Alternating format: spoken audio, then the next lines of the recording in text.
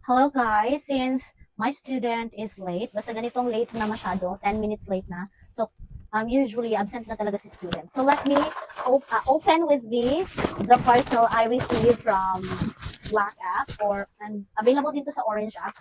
Okay, so actually, alam nyo ba, story time. So, I breastfed my baby for, nung months ba ako nag-breastfeed? For almost 2 years.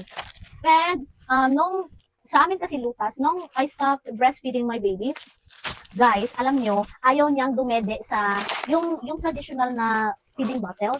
So talagang ayaw niyang dumede dun, guys. And napakahirap maglutas sa iya, guys. So that's why I really natry ko na guys bumili ng mga ano yan, yung mga soft na mga nipple, yung mamahaling nipple from Dr. Brown, from Avent. So natry ko na guys, pero wala talaga guys. Ayaw niya talagang uminom ng dede using those traditional nipple, yung ganun na nipple. So guys, look what I found.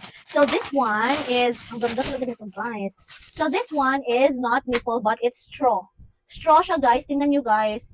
So eto siya guys, hindi siya natatapon kasi yung dito niya guys, oh, na-open lang siya pag isasak siya guys. O, tingnan nyo, di ba? As you can see, oh, dyan. Tapos, you can easily close it. So, hindi siya nai-spill. Ano yan?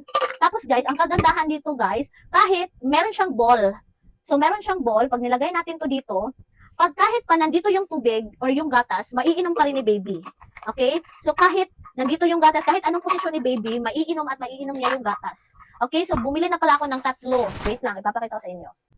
So, eto na nga guys, 3 na yung binili ko in pink, blue, and green. So, eto ay 350 ml. Meron din siyang measurement. 350 ml guys. Pwede siya sa tubig, pwede siya sa gatas.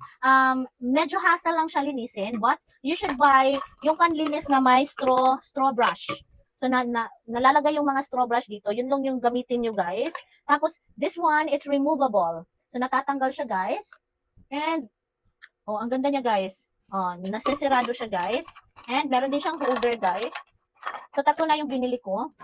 So kung yung anak nyo, kagaya sa anak ko na ayaw dumede doon sa traditional nipple, go for a straw ball bottle. Straw, sippy cup.